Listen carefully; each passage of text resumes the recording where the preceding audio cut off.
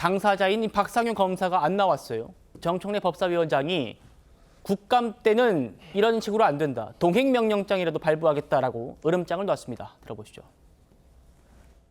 박상용은 지금 영국에 있는 걸로 알고 있는데 저희가 출석을 요구하는 우편을 송달을 했는데 지금 어찌 되었는지 모르겠습니다. 국정감사나 국정조사는 증인으로 채택된 증인이 불출석할 경우에는 의결로서 강제 구인할 수 있습니다. 김건희 여사든 누구든 지위 고하를 막론하고 국회에 출석할 수 있도록 강제 조치하겠다는 말씀을 드리고요.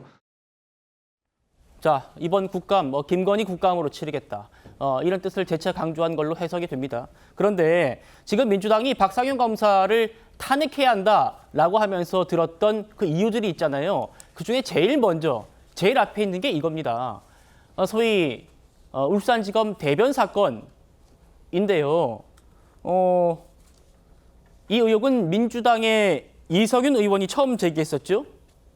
그런데 정작 오늘은 그 사람이 진범이 맞는 건지 아닌지 잘 모르겠다라고 말했더라고요. 들어보시죠. 이 정도 검찰청 내부에서 추태가 있었으면 예. 충분히 대검 자체대로 감찰을 해야 되고 예. 그 감찰 결과를 국민들에게 알려서 돼야 되는데 감찰이 안 된 걸로 제가 확인하고 예. 제가 이런 문제를 제기한 겁니다. 그럼 의원님 그거는 울산지검이나 대검찰청의 문제인 거지. 박 검사가 본인이 아니라는데 박 검사 탄핵사유는 아닌 거잖아요. 저희가 수사기관이 아니기 때문에 예. 그 사람이 진범인지 아닌지 모르지 않습니까? 명백히 조사해서 예. 우리 위원회에 보고해 달라라고 요구를 했던 겁니다. 일단 검찰 개혁의 문제입니다. 자, 김영주 의원님. 예. 이게 지금 박상현 검사에 대한 일본 탄핵 이유인데 이걸 처음 제기했던 분이 사실 내가 이게 진범이 맞는지 모르겠고 이 사건이 있었던 건 맞는데 그러면 이거에 대해 감찰이 이루어졌나 봤더니 그게 없어가지고 진행한 것이다. 객관적 증거 없다는 얘기 아닙니까?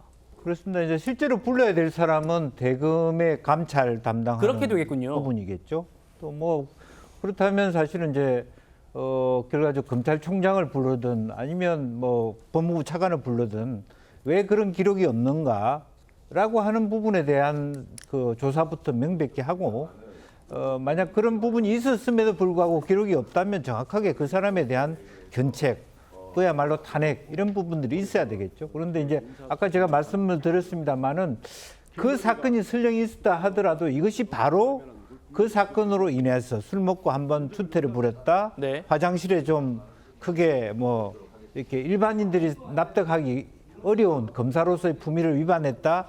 그게 바로 탄핵할 만한 정도의 어떤 그 행실에 해당되는지 예. 이런 부분에 대한 어떤 자기 점검이 없습니다. 이제 그런 부분에 대해서 저는 이 국회가 너무 중간 단계 없이 바로 모든 사사한 부분, 즉 부부장 정도 되는 검사까지의 저러한 행실에 대해서 탄핵하는 자리로 변질되는 것을 저는 개인적으로 반대하고요. 네. 이제 그런 의미에서 절차적 민주주의라는 게 있지 않습니까? 설령 분명히 우리 법 권한으로 국회에서 법사위에서 검사 탄핵을 논의할 수 있어요. 충분히 할 수 있습니다. 그러나 그 중간 단계가 굉장히 허술하다라고 하는 부분들은 상당히 민주당이 더 많이 보완해야 될 지점이 있다. 저는 그렇게 보는 겁니다. 예.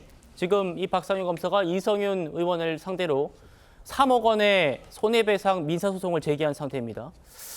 이것도 좀 지켜봐야 될 것 같아요. 결국 오늘 이 청문회가 이런 논란 속에서도 열렸던 이유, 법사위가 그냥 사법부 대체해라, 무슨 국회에서 재판을 하느냐, 이런 비판에도 강행했던 이유, 이재명 대표 재판 때문 아니냐라는 지적이 여권에서 나왔습니다. 들어보시죠. 저는 오늘 청문회장에서 드러난 이화영 증인의 진술이 전혀 새로울 것도 없고 전혀 저희들이 예상하지 못한 바도 아니고 그동안 언론을 통해서 쭉 저희들이 지켜봤던 그 내용과 크게 다르지도 않고 크게 예상을 벗어난 것도 없다고 생각합니다.